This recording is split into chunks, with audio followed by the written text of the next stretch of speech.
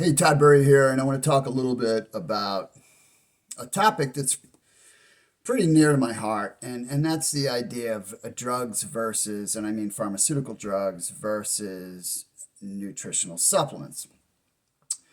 And, this is just my perspective, and I'm not a doctor, I'm not a PhD, I'm not an MD.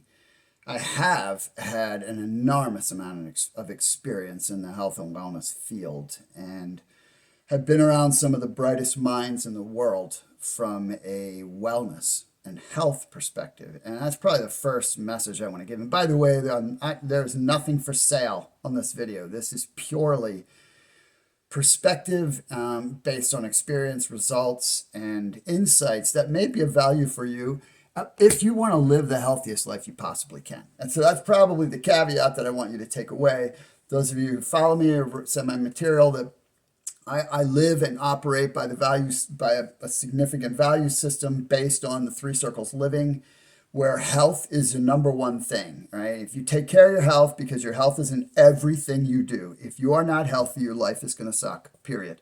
And so much of that we control. We are led to believe that we don't, but that is not true. There's so much we can do.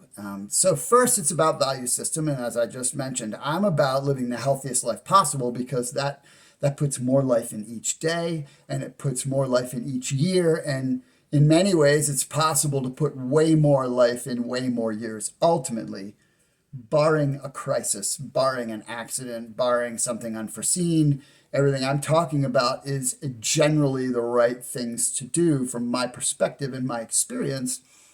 But obviously, there's going to be outliers on the bell curve, so to speak. So drugs versus nutritional supplements. We are in a society, right, where every other ad you see is for a pharmaceutical drug. We're led to believe drugs are the nirvana. They are the answer. They are the thing. And if you take the time, and I'm not going to dig into statistics here, but if you're to do your research on the ideas that I share with you, some of the stuff you'll find, if it's new to you, will blow your mind, and it will terrorize you a little bit, just being real. But I'm giving you the common sense stuff. Right. So drugs, if you think about the drug side of the equation, what are drugs for? What are they prescribed for? They're prescribed when you're dealing with a health issue of some sort, or they should be, right? That's what they should be prescribed for, is there when you are sick, right? So the drug side is the sick side, right? And if you think about it, it's about sick care by the time you are being prescribed a pharmaceutical. And they don't cure anything. They don't fix anything. They basically cover over symptoms and allow you to live with the thing, right? In some cases, right, they'll stop a certain thing from getting aggravated and getting worse. There's a price to that, but that's essentially what they do. But they don't fix the cause, right? Whereas supplements, right? Supplements are the raw materials your body runs on. Right? Everything that happens in your body is based on a vitamin or a mineral and an enzyme making it work, along with some other things like hormones and amino acids and proteins and carbohydrates and fats and all those good things. But that all works together to make your body work well. And to the degree that you are flush in your body with these biosubstances that we live through that control every interaction, you're healthy. And so that's a really important component. So this side is about wellness, right? It's about staying well. And so, again, you don't hear much about this, right? You don't hear it in the media. And the reason is pretty simple. There's massive money in the drug side, and there's not a lot of money in the nutrient side, right? Dandelions grow in your backyard, right? You see them there and they're kind of an aggravation. Do you realize that they're super healthy? Like you can make tea out of them, you can grind them up and eat them, and they've got all kinds of nutrients. But you don't hear about that. Why? Because they're free and they're growing all over the place. Well, so, most of the drugs, and statistically, it used to be 80%. I don't know what it is today.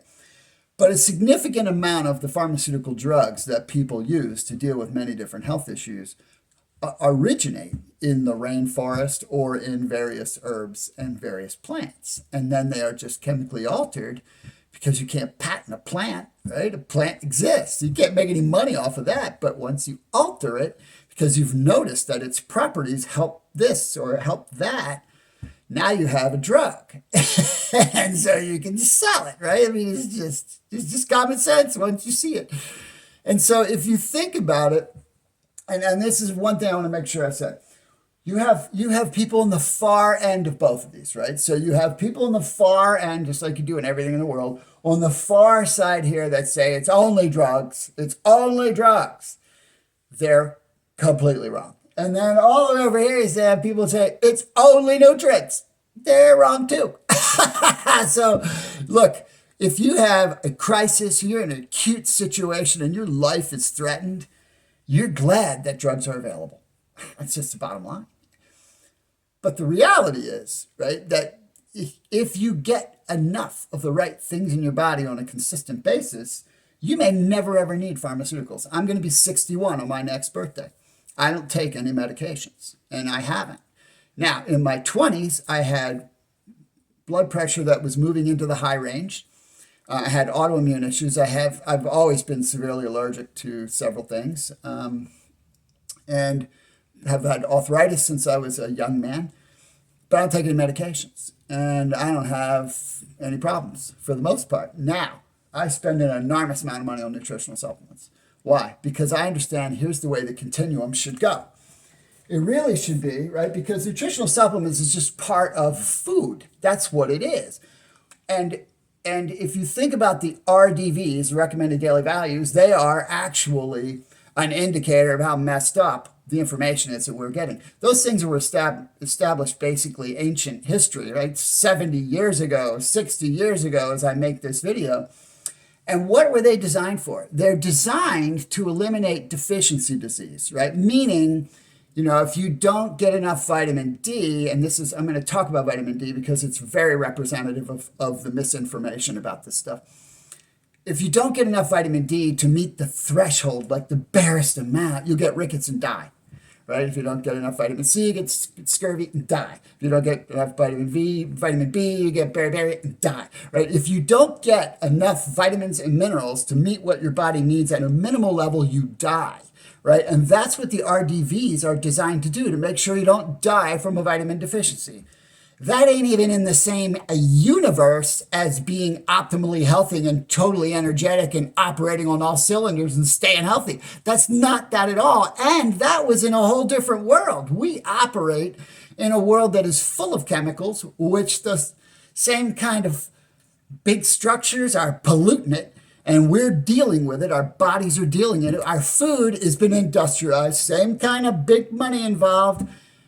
And it's not very good. It's got very few nutrients in it, right? So we're living in that world. Our body needs more stuff than ever, and yet we still have the same stuff. Why? Because they're trying to fill the hole with the drugs. Why? Because that's a lifetime sentence. If I can get you on a drug when you're 20, you'll be on it forever. The fastest growing area of pharmaceutical drug industry for years has been kids. Why? Because, man, that's the nirvana. If you're a business, right? Because you want to get people on your product for the rest of their lives. It's not about curing something. It's about keeping you alive to use it. Whew. And again, I'm not against pharmaceutical drugs. I'm glad we have them. I'm just giving you some insight as to why I'm so strong in the other direction. And so you go back to vitamin D, right? So the RDV for vitamin D is like 600 milligrams and maybe 800. It toggles a little bit. If you go outside in the time of the year when you can synthesize vitamin D from the sun, which is the way we get it, you're not getting it from food. I don't care how much food you eat, you're not going to get what you really need because it's not really in food very much. Just because it's fortified doesn't mean it's useful for your body. And so we go outside on a really sunny day and in a climate, in an area where we can synthesize. And your body will make like 10,000 units of vitamin D in an hour. Your body will do that. Now, if you say, hey, I'm going to take 10,000 units of vitamin D, you'll have all these experts saying, oh no, that's dangerous. Really? It's dangerous? You mean my body will do something to itself that's dangerous? No, it won't. That's a pile of crap. All right, so that's an example, and it's like that in everything, right? It's all over the place. I'm just giving you the real stuff, right? So people that get a lot of vitamin D, right? I mean, I'm not talking about 600. That's ridiculous. And there are, there, my minute population, like 0.000 something that can't get too much vitamin D and literally can't get a lot of vitamin D at all, or it's harmful. And those people know it. But the rest of us, we need tons of it because it's at the root of so many things that require drugs, right? People have leaky gut, they have brain issues, they've got cancers. Man, where vitamin D is high, people are not sick. They don't. I mean, you can see it if you look at maps of the world, right? Like recently, I saw this article in I can't remember which major publication it was in. I just saw the headline and read briefly the article on the internet. They were talking about, because I saw the title, I'm like, okay, what's the catch here? Because it's like researchers are showing that supplements, nutrients and supplements can help reduce autoimmune, which, people who have been have been around supplements forever, like, duh, right? Of course they can. Not to mention, you probably won't even get autoimmune. If you have high levels of vitamin D, the chances of you getting autoimmune go way, way, way, way down. And so I read the article further, and then it was just double speak. It was they couldn't refute it, but they were making it like only in certain populations and only with a little bit. No, I've seen like tons of people who had a major autoimmune issues completely wipe it out by being really aggressive in lifestyle and using supplements. Then you got to eat right and actually you got to take care of yourself. So I'm not saying in isolation, although supplements is the easiest thing that you can do. The easiest. You should be doing it all, but it's pretty easy to do supplements. And so here's the way you want it to look. You want to flip it so that here you are, and this is where your supplements are. They're on this end, and you start here. And maybe you're just taking like a reasonable dosage of all the main things, because you're certainly not going to get them from food. And then, if you notice things aren't working so well in your body, maybe your body's getting overwhelmed, because if all you're getting is the basics, you're probably not going to be healthy. It's just the truth. I'm just telling it like it is, because I've been seeing it forever. And so then you increase it a little bit. You take more, right? You give your body more resources. And if over time of taking more, you get to a point where things aren't improving, that's when you need to go the other direction and go, okay, I need something to help me. That's how you look at it. Or if you're in an acute situation and you've been, not taking care of yourself for a long time, and now you're really in a bad situation, maybe you need to use drugs to make sure your arteries don't get clogged, or so you can function. But immediately after you start using those drugs, you got to totally change your life, and you got to start putting the good stuff in your body so you can work your way off of those drugs, because drugs are not doing good stuff in your body. By definition, they're making your body do something it can't or won't do right now. You want to fix that. You don't just want to live with it. You want to fix it. Not to mention that many, many drugs block the absorption of nutrients, which leads to what? A whole new set of problems. I mean, it's just the nature of it. So I just wanted to give you a little bit of insight. This is common sense once you're steeped in it. I've been steeped in it forever. I don't do a lot of this kind of information anymore. I used to do a ton of it because I knew so much. And I was so passionate about getting it out there. But now the information exists. If you're proactive at all, you can find the right information. But just recognize that the industries that operate here, right, their focus is not helping you stay healthy. It's helping you stay alive. That's what their focus is. Stay alive because you're profitable alive. This industry, which is not nearly as lucrative, the people who are steeped in here, they're all about helping you stay healthy. And bottom line is the people that are over here and really over here intensely don't go over here very much, right? They just don't. So anyway, I hope that had some value for you. I hope it gave you a little insight. And do your own homework. If you want to send me some questions, if I have time to answer them, I will. Or I'll point you to a resource if I can. But your health is your business and your responsibility.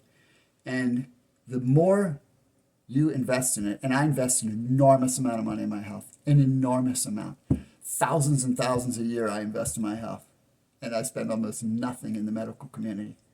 Just saying it like it is. And my life is so fun and productive, and I feel so good most of the time. Doesn't mean I don't have problems like everybody else. Doesn't mean stuff doesn't happen to me like everybody else, but it's a whole lot different looking. And it can be that way for you too. But you have to be proactive, and you got to do it as a lifestyle. All right? Anyway, I hope that that was helpful for you. And again, I put my email below, a link to my website if you want to check out the 3 Circles Living book. And if you got a question, shoot it over. All right? Take care.